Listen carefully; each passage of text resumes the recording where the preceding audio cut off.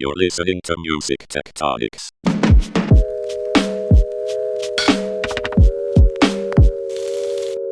Welcome back to Music Tectonics, where we go beneath the surface of music and tech. I'm Eleanor Rust, Marketing Director at Rock Paper Scissors, the PR firm that specializes in music innovation and music technology. I'm here with Tristra Newyear Yeager, your irregular co-host, and she had an exciting experience she's here to tell us about. Well, see, I was in the middle of this cornfield, and I was very, very lucky to be able to attend an amazing music tech summit in Europe called Wallifornia. It's held annually in Liège, Belgium. I think this was the 7th edition, and it's a really unique meetup because it's much more focused on bringing people together, having everyone kind of get to know each other, and really making a human connection that I believe the organizers do this very purposefully so that deals can get done in a way that's way more organic. So there were, of course, panels. There were some great speakers. There was a startup competition, other fun things.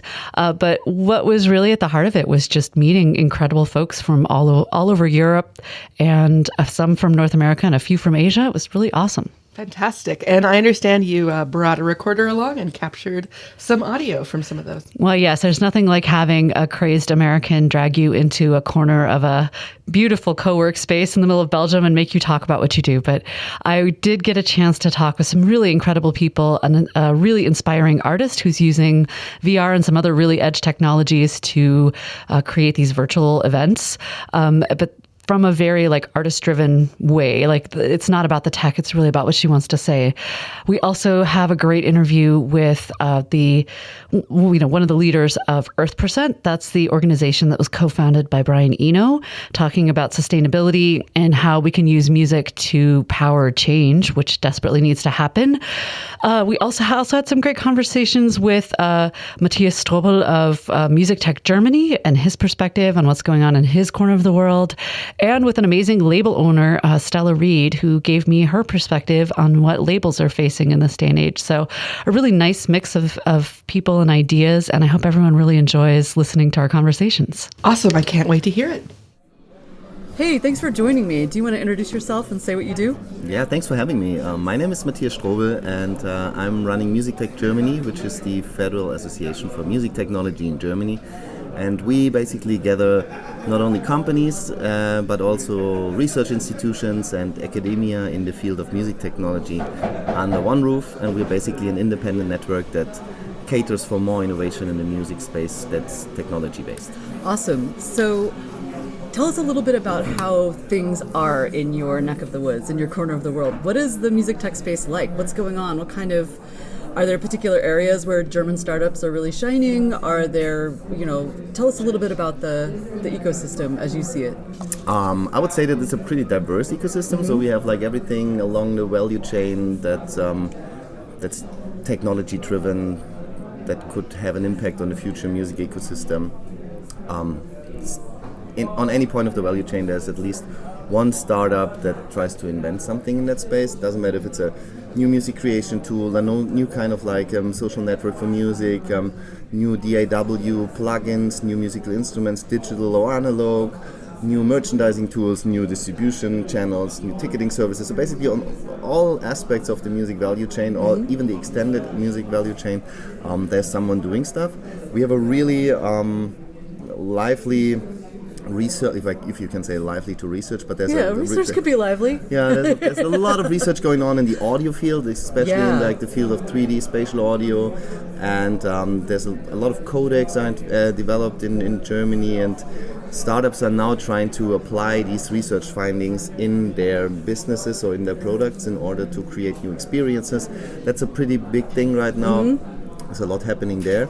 And what I like that there's that Germany itself is kind of diverse when you see the north and the south, and also the east and the west, and that also reflects on the music tech ecosystem. There's a huge diversity from all aspects. So it's pretty nice. It's really cool. Are there any specific challenges that you see facing startups, or there's a couple of challenges that I guess every industry faces, but one particular challenge, for example, is that the exchange, and that's something we're trying to change with MusicTech Germany, the exchange between what has been already found out research-wise or technology-wise in terms of like what's possible with technology, and how can this research be applied and be made available for startups in order for them to use that.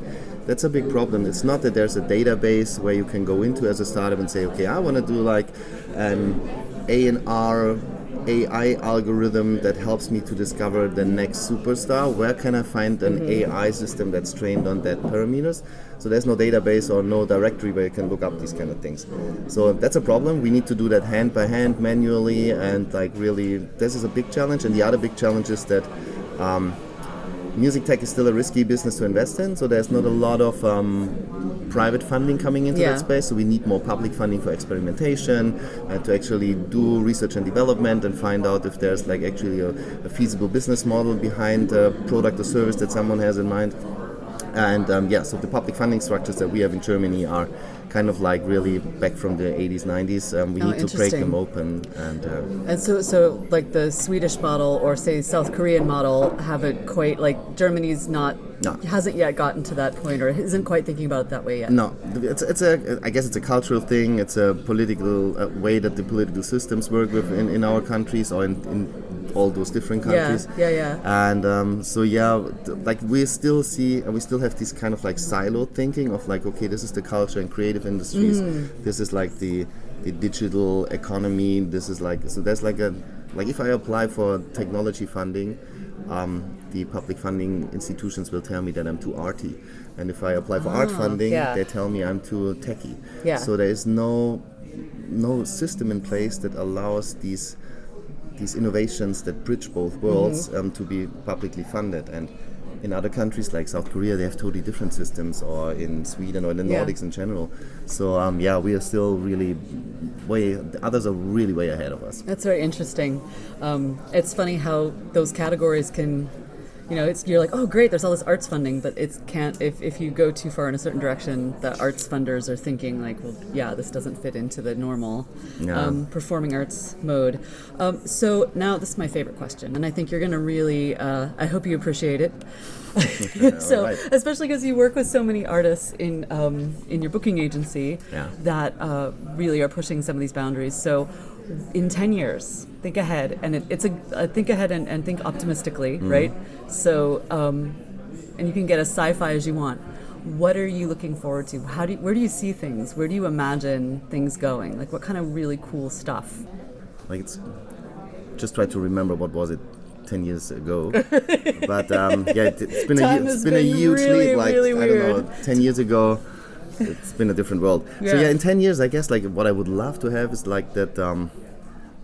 It's a mixed bag. On the one hand side, I think we need to really open up systems and like share more data with each other and make sure that data and assets are available to brave and inspiring people who want to build new tools in order to build new experiences. But then on the other hand, we also need to take care of our private data, that things are not getting exploited, and that we still can be secure by using these tools that are available.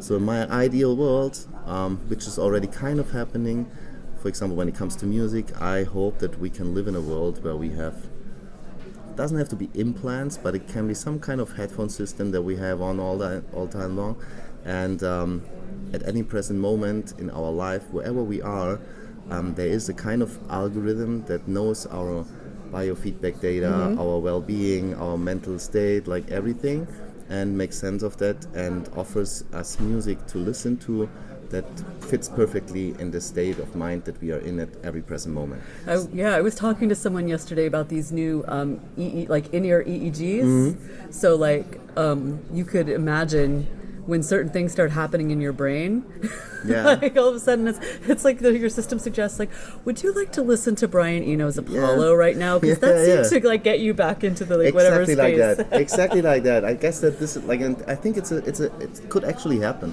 It's just a matter of who takes it on, and and then how we would have to adjust culturally to having constant like all of a sudden you're like, I must have just said something bad because like Matthias is he put on Iron Maiden and is like sort of whatever. That's true. But I also guess that in 10 years from now on, we all have this kind of like, I don't believe that we will have like lenses and stuff. No, it's going to take too long to actually develop batteries and stuff for that. But I guess we will have glasses that's going to add another layer of reality to our existing reality, and that also offers a whole new world of experiences. So, and it's hard for us to imagine that, but it's also been hard like 20 years ago to imagine that we will have a computer in our pocket. Yeah. But I think that I'm not a believer in the metaverse. I think that's the term is like overused and it's too much hype. But I believe that there will be an extended reality that's added to our natural reality, and that's going to be the same game changer that the smartphone was for society. Like our behavior changed, our interaction changed, our ways of communicating changed, our view on the world and how we experience the world around us changed through the smartphone, and the same's going to happen with these extended reality that we will see wherever we go. And that's also going to have a huge impact on our experiences culturally, but also how we grow, how we gonna be ourselves in the future. Yeah, I feel like we're going to have to think through a bunch of choices ahead of time and define like an etiquette and really a culture of interaction, which is something that didn't happen with smartphones. Like, the next time around, just like people are trying to talk now about how can we make NFTs avoid all the problems of the digital revolution with music, for example, we're going to have to think ahead and really try to imagine, how do we want to use these things? Because otherwise, I think the more we extend reality, the crazier humans can get in there, totally. And the more like mental health risks there are actually. Absolutely, like it can become crazy, and also I think that a lot of these extended reality spaces going to be occupied by commercial brands, where we're going to be bombarded with advertisements and all the kind of bullshit. Great. We need to take care that that's not going to happen, because it's already bad enough that a lot of public spaces are going to be used for commercials, what could be used for like providing information or creating artistic experiences, or talking like a community talking about itself, like working through various like historical issues, using different imagery to talk about the people who live there. Like you could do all sorts of really interesting stuff. Absolutely, yeah. Well, thank you so much, Matthias, for for talking through our augmented reality future. Thank you for having me. Okay. Hey, thanks for joining me today. Can you introduce yourself? Thanks so much for having me. My name is Stella Reid. I'm co-founder of Rough Bones, which is an indie label that's based in the UK, in London. Awesome. So what's the music tech ecosystem like in your corner of the world? How is it affecting the way your label operates? Wow, I mean, in the last 4 or 5 years, we've seen an evolution, I'm going to say, of music tech, and I think right across the board, it's affecting how all labels operate. It's sort of an era where you're forced to change to survive, and you're seeing sort of a rise in sort of online ways of putting out music as a total ecosystem where you can do everything at your fingertips, and this has sort of brought the world together in a way, but at the same time maybe eliminated a lot of the person-to-person contact, so there's positives and there's negatives of it, but I suppose the strongest positive is that it's allowed the artists to be more independent and more in control of their creative process, and to some degree their creation to fan consumption process, because now you have online services that allow production to happen at your fingertips. You can hire producers, mixers, engineers, collaborators from different platforms. You can also access music creation softwares at your fingertips. So there's a lot of things that have come together in the last couple of years to make the process a lot easier. So as someone at a label, I'm sure you're always thinking about what can we do to support our artists better or offer them something that they can't just get on their own.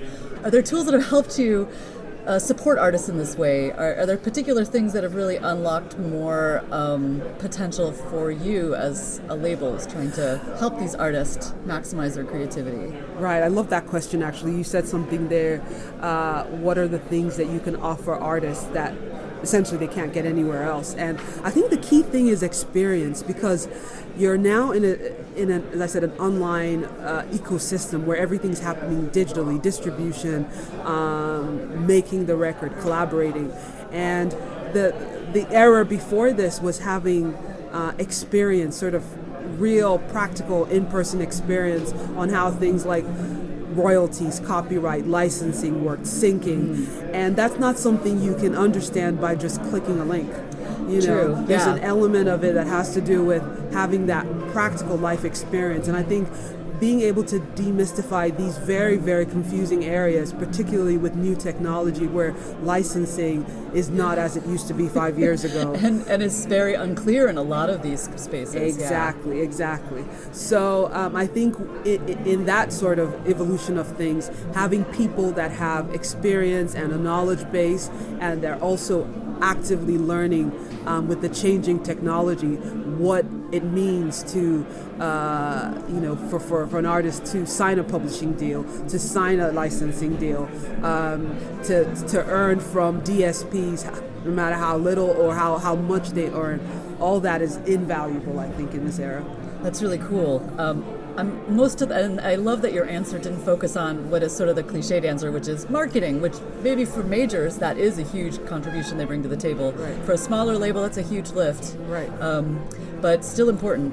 Anyway, this is my most favorite question, which is, if you look ahead and imagine things turn out really well in the next 5 to 10 years, you can get a little sci-fi, but like happy sci-fi. Right, happy sci-fi. Happy sci-fi, right. Where it's like, oh, cool. What do you see happening? What would things look like 10 years from now? For artists and labels, let's focus on that. Unless you have a favorite, like I want to be in the metaverse, and the metaverse. That's a whole can of worms, a different topic altogether. I think to simplify my answer, I think in the next 5 to 10 years we're going to see an evolving change in dynamic or the way artists and labels partner, because up till this point, with innovation and technology, we're seeing the content being dictated by consumers. So the fans are almost deciding what they want to see, and they have a much stronger voice than they've had before. And the same thing with the artists. They're creating more independently than they ever have had created. So I think you're going to see a shift in the model of how revenue split with artists, because that interaction, what the artist is going to rely on the label for, will have evolved over time. There'll still be some parts, like I said, the practical experience, the taking of some of the burden away of creating and bringing product to market that the label can do more efficiently for the artist. So you're going to see a shift in balance, and also with that, there will need to be a change in revenue model as well. Mm-hmm. Oh, that makes a lot of sense. Across the board. Yeah. Awesome. Thanks so much, Stella, for taking a minute here to talk to me. Pleasure. Thank you for having me. Hi, thanks so much for joining me. Could you introduce yourself? Yeah, thank you for having me. I'm Cathy Runciman. I'm the Executive Director of Earth% UK. Can you tell us a little bit about Earth% for those listening who don't know? Yeah, absolutely. So Earth% was set up a little while ago, co-founded by Brian Eno, among others, other wonderful humans in the music space, and set up with the intention of trying to provide some really simple and innovative ways for people right across music to give back to the planet. So I like to sort of sum up the mission as being, we're trying to unleash the power of music in service of the planet.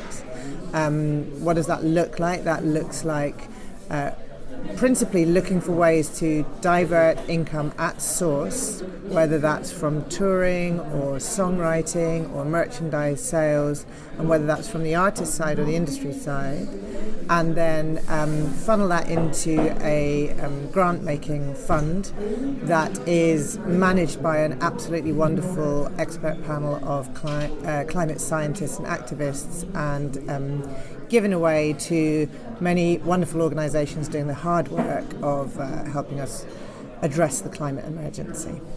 Excellent. I hope I'm not going to be out of line when I ask about something that you brought up in a panel here today, which of course most of our podcast listeners didn't get a chance to experience, that, you know, their artists have often been kind of on the front lines of either being questioned for their climate practices, right, or being asked to step up. And in some ways, we're kind of asking the wrong people. Who should we be talking to in the industry? I mean, who really can really make a difference in music? Like when it comes to things like, donating a little bit of their revenue or rethinking their business model. Where do you see the biggest potential for change? Without, again, this is not a judgmental thing, Sure. but just who's really got the most room to maneuver and help us all? Well, I think the first thing to say is the crisis is sufficiently grave and urgent that it needs everybody, and everybody has something to contribute and offer. And for some people it may be time or their creative talents. I mean, there is so much talent and energy and creativity across music that there's space for everybody. So that for me, that's really important. This isn't, one of the things we've got to get beyond is everybody's slight hope that somebody else is going to fix this, right? I've been hoping that. We need everybody.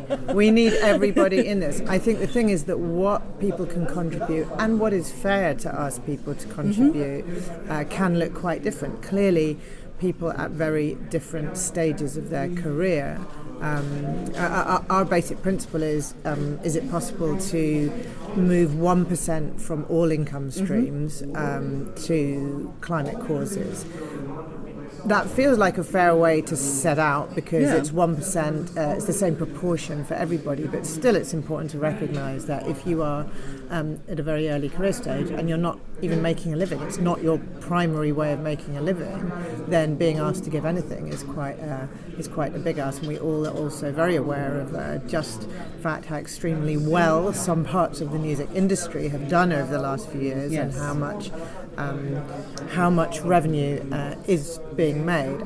For me, one of the important things is that artists have enormous power in terms of their relationship with their audiences, and so finding ways to help artists really unlock that power and feel comfortable and good about doing so, and not feeling scared, unsupported, or like this is going to be bad for their mental health, frankly, or that they're going to be immediately sort of shot down with accusations of hypocrisy, which many artists get concerned about. Right? There are many things that we can do about that. The first thing is that an artist needs the support from the industry side. Right? If an artist says, I want to do something about this and I want to speak out about it and I want to use my voice and I want to use my platform, ideally they would be being supported by their label, their publisher, their team, the people around them, or even asked of right out of the gate, like what's your climate what's your climate part of your career going to look like, like have that be built in from the get-go, the way people think about merch and publishing and Absolutely, yeah. I mean, that's an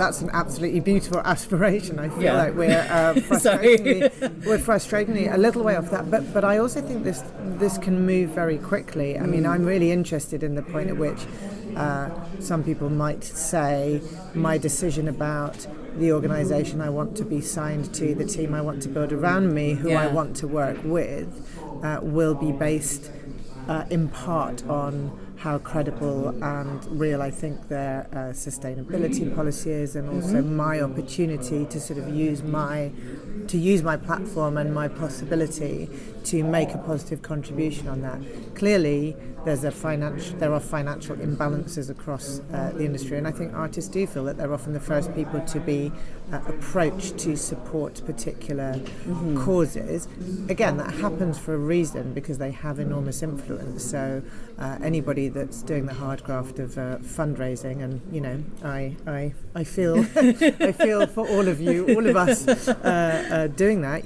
People who fundraise do it for things that they passionately care about and believe in.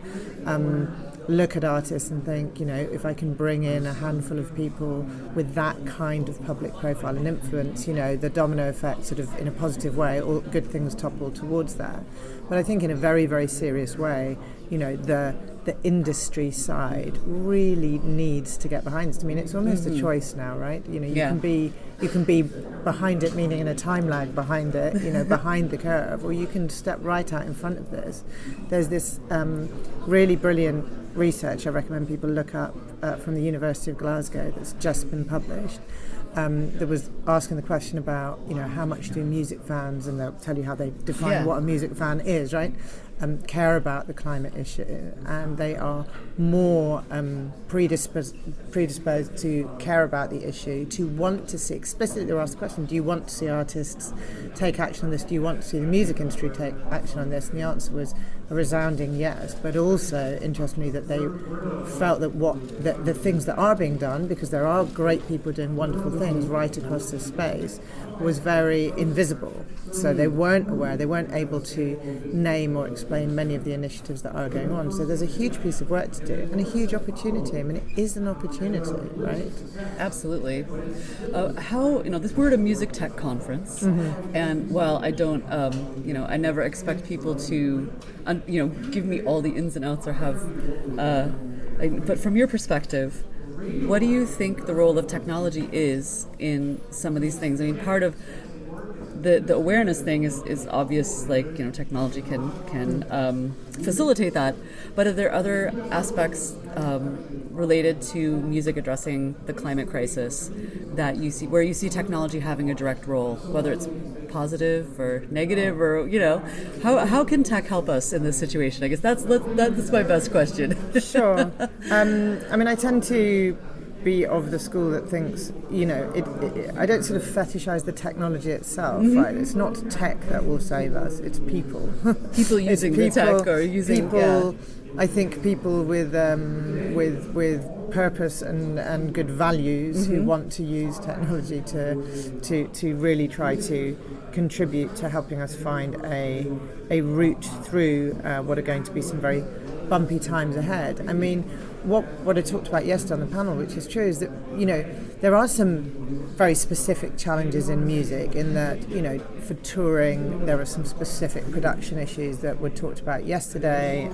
Jamal Tilabi, that was on the panel with me, was talking about, you know, the challenge of being able to plug into the grid and not lug diesel generators around. That was like so amazing, and just not knowing exactly what load you need to plan for, and just planning for the highest possible peak. Right, because nothing load can go wrong, and therefore, and so actually that issue of waste, you know, wasted resource, which is just not a thing we can afford in any sense of that word.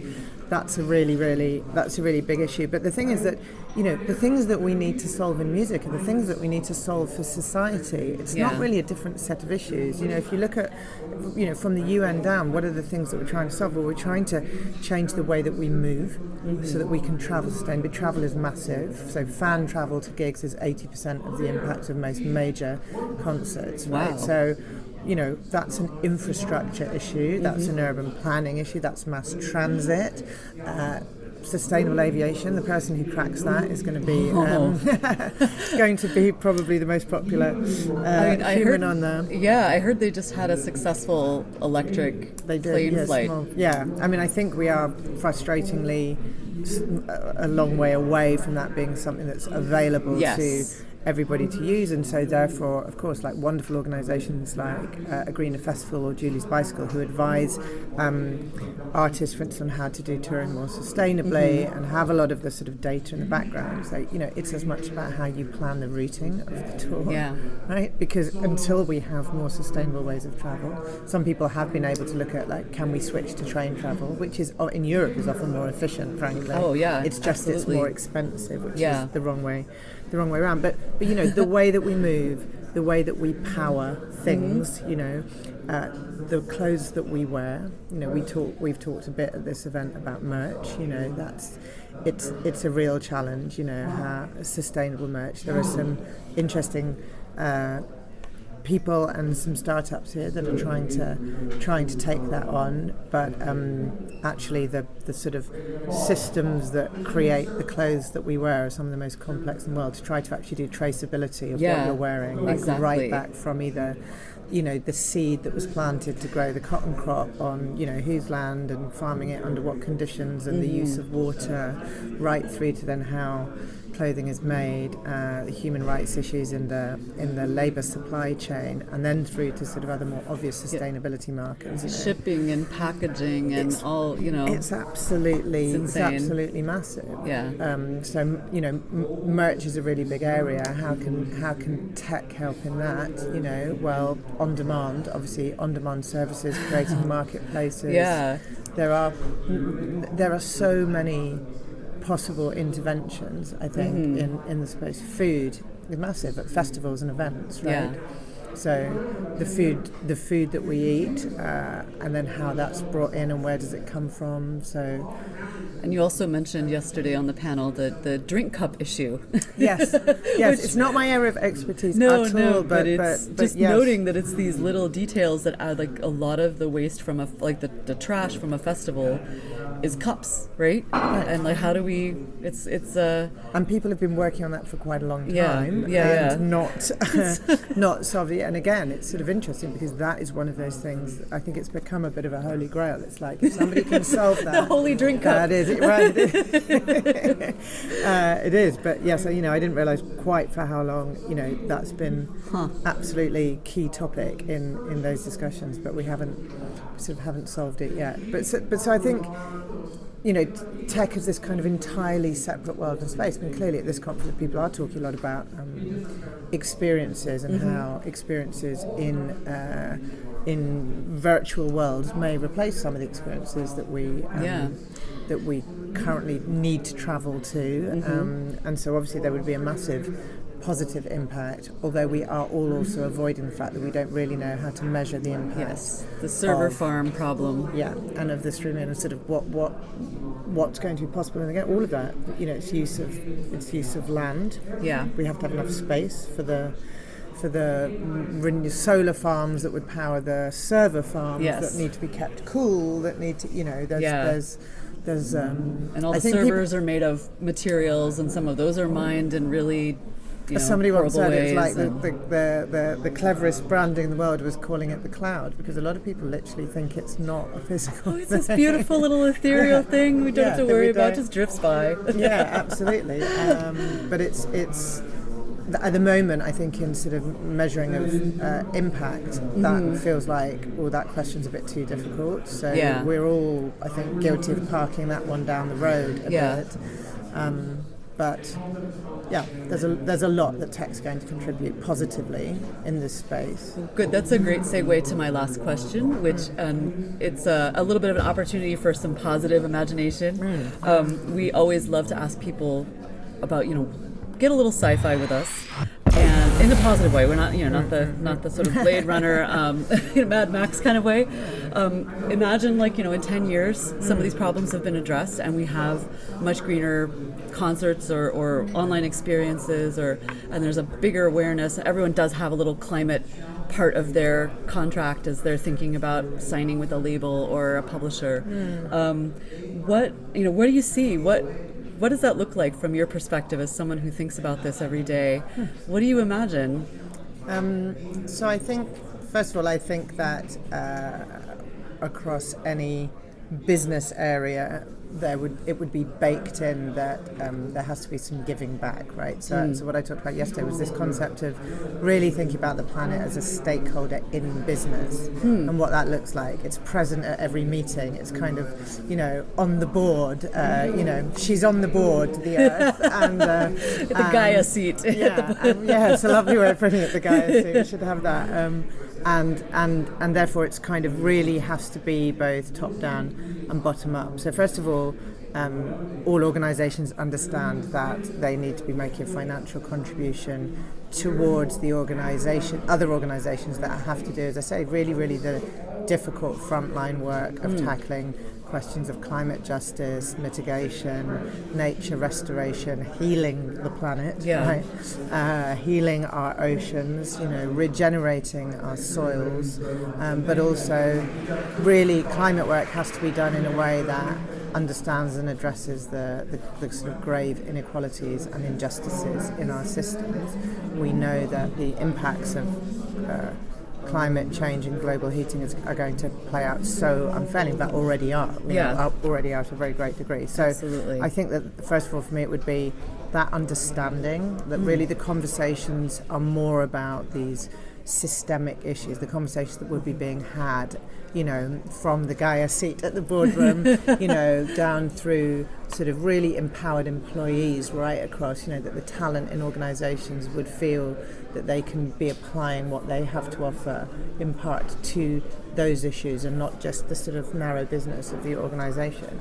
And then I guess in the music space, I'd love the idea, wonderful sort of green festivals that leave no footprint either in a real way or in an emissions way, where it's obvious and natural that food is locally sourced, I believe would be certainly vegetarian and probably vegan by then, likely to be. And as I say, that there's no diesel generator on site, there's no need for one, that the power is renewable, that artists feel entirely comfortable to engage with their audiences on the topic, to talk about it, to sort of celebrate the positive changes that would be happening by then, that they wouldn't feel fearful about being called out for making this issue about a livable planet for all people for generations to come. Avoiding species suicide is kind of an important thing. I feel like I'd like to not wipe humanity off the face of the earth, right? Right. Or and to halt species loss in general, it's absolutely. It's devastating, and I think if we were imagining ourselves in that world, I genuinely believe there'd be a reduction in the anxiety levels people are feeling. I think really it's a very, very, frightening, complicated view of the world for young people, right? And for music fans to be in that space that we're now imagining 10 years down the line, I think it would be allowing music to be all that it is, which is the most joyful celebration of life. And this healing, the connection between people, Absolutely, and that this is collective work, right? But there is absolute joy in acting collectively and positively, and I think music has a huge role to play. I'm a passionate believer that art and artists help us not just imagine that better future, but actually help us get there. It's through that act of imagining that we can see. Yes. Brian Eno is extremely a million times more articulate on this topic than I am. But one of the things he talks about is that what because art can help us imagine different futures. It can help us plot a path not towards the ones that we want, but also help us realize the things that we don't want, right? Yes. Like, that's not a world I want to live in. Oh, that's a world that looks good. How do we now find a path towards that? I think we're also going to see, we will see nature, the climate, the sort of state of the world enter the creative process for artists as well. I think there's a lot more. People used to say a few years ago, like, is anyone ever going to write a good song about climate? I think there are already many beautiful songs being created that have nature absolutely at their core, and many artists who feel completely able to create in that space.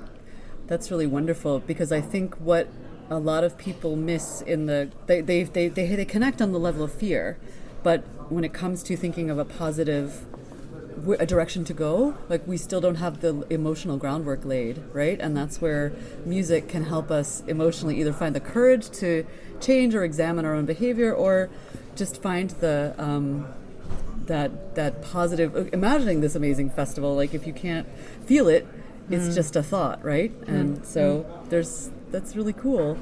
Well, thank you so much. This has been a really awesome conversation, and I'm glad we could end on a positive note. I know it's hard sometimes. Thank you so much. Well, yeah, I mean, if there's anybody, who's in that sort of music or tech or just music fan space, but is thinking about climate or worrying about it and wondering, where their people are, where their community are, where their tribe is. Well, we're here. Come and find us. It's Earth%. Come and find us. We would welcome anybody into this conversation. Great, and we'll put some information in the show notes so Wonderful. Everyone can do it very easily. Thank you so much. Thank you so much. Hi, thanks so much for joining me today. So can you introduce yourself? Hey, so I'm Sarasara. I'm a singer, songwriter, music producer from France. I live between the UK and Spain, in Ibiza. And yeah, I'm here today at the Wallifornia Music Conference in Belgium. So, Sarah, can I? Is it okay if I just call you with one Sarah? That's fine. So, how? Maybe just because I got to hear a lot about what you're up to, but for our listeners, can you say a word or two about how you use technology in your creative practice? So basically, I started not as a musician, but I used to be a project manager in IT, and I learned how to code and how to use technology and innovation, and I've always been very interested in this kind of stuff. And one day I just decided to buy a mic and started to write some songs, and I got signed to a record company in the UK, which is Bjork's record label, One Little Independent Records. So I've always been really interested in sort of programming music and sort of play with innovation and new technology. So I'm really interested in virtual reality right now. I'm working on things like volumetric video, which is sort of like the new step for virtual reality. Yeah. And can I ask you a quick question about that? So are you using like mocap technology, or what kind of volumetric video are you playing around with? Basically, it's not mocap anymore. We don't really need tracers. It's just cameras, and so instead of having computerized avatars for the metaverse, you have actual scans of the body. Okay. So that's why it's called volumetric video. So it's still a bit rough and new and of course in development, but yeah, it's really close to become something big, I think. And so I'm working on a project of performance with that. So basically, it will mean that you have a venue and the digital twin in a metaverse of the venue, so it's the same place. And then I will be singing in the cameras, with the cameras around me, and so we'll be live in the metaverse in the digital twin venue. So that's kind of the thing. So it means that if I play in the opera in Bristol in the UK, for instance, someone in Japan can just like wear the VR thing and be actually in the digital VR twin of the opera and see me as an avatar, And I know, for instance, like Coachella, they played around with having these augmented experiences that were even cooler than, probably better than the live experience in certain ways, like all sorts of really neat, visual elements and animation and things like that. So I could see how that twinning could then you could add other layers, and it gives the opportunity for different kinds of creativity. Yeah, I guess so. And I think that, the metaverse is definitely here, so we need to just go and explore it and find new ways to enhance the live performance, because, it's just going to get bigger and bigger, and it's not going to go away. So we need to do something, I guess, nice about it. And I think that artists have to sort of like, start and just start and experiment, and that's the fun part of it. Having both perspectives of having worked in tech and built things in tech and being an artist, what's missing? What are the pieces that you feel like urgently need to be built, or maybe not urgently, but over the next few years need to be built to give artists that ability to really play around, create a new aesthetic, whatever it is we need to do in this medium? I guess for me it's quite easy because I used to code myself, and so I kind of like understand these kind of things. I know how to manage projects and work with developers, but I think that most artists don't really have this thing, and so I think that it's really important for them to just like get interested in it and get in touch with developers that are creative coders and stuff like that. And I guess that's probably the missing bit, for the metaverse to sort of explode as a thing. So I guess this relationship with developers, and just understand that artists now are like multidisciplinary. You make projects. You don't only make music anymore. You make crazy stuff. So it's an exciting time, in that the silos between the different performing arts can't really exist for very, very conveniently anymore. But that's also where how all the funding's divided, right? So So it's complicated. Yeah, so I guess, there's loads of opportunities out there, and loads of conferences like this one where you can just understand what's going on and just learn a bit more about music tech, and I think that it's just a thing now, and What if you look ahead in 5 to 10 years, what gets you most excited? What do you feel like if we can get to this place, art can really take off? I guess that for me, the thing that I'm trying to achieve right now is to bring humanity in technology, which is one of the things that I think that we don't really talk about. Because for now it's very computerized, and people are kind of scared because it's not as human as you would like it to be. And I think that if we manage to bring some part of nature and beauty in the metaverse and in that kind of environment, I think that it would really, really make sense, and I think that more people would get interested, and so I'm really exploring with the volumetric video how to integrate cinema, good quality cinema in the metaverse, and maybe bits of nature, and how to make it more human, basically. So it's never going to replace obviously nature, but I think that we have some art to make, and I think that it's a bit lacking. I think there's a bit more soul to put into the technology bit, which is kind of what I'm trying to achieve. So maybe in 10 years' time. When something is so new, we often get excited and let the technology lead us along, and it almost feels like it's another collaborator, or maybe even the director or producer, kind of bossing us around. And I love that you're talking about realizing that it is ultimately not it's not a thing unto itself, and that we have a choice about what we want it to be, and that choice can have a lot of soul and can have a lot of emotion, and not just be flashy or surface level. Exactly. I think that technology is a tool, and we need to put some philosophy in it. We need to, as you say, it can't continue as we're doing right now, letting the technology lead the way. It's just humans have to just stop for a minute and think about it, and try to bring some soul and some sense as well, because we're using technology in a very wrong way at the moment within social media and extreme capitalism and stuff like that, but that's a long debate. But definitely I think we're in control, and we have lots of things to do, trying to bring some soul in there. Thank you so much, Sarah. That's okay, thank you. All right. Thank you.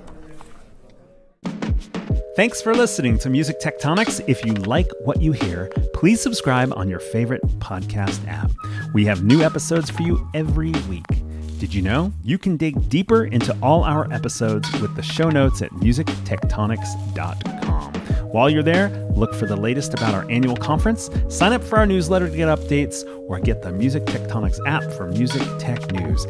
Everything we do explores seismic shifts that shake up music and technology the way the Earth's tectonic plates cause quakes and make mountains. Connect with Music Tectonics on Twitter, Instagram, and Facebook, and find me, Dimitri Vitsa, if you can spell it, on LinkedIn. Bye-bye! You're listening to Music Tectonics.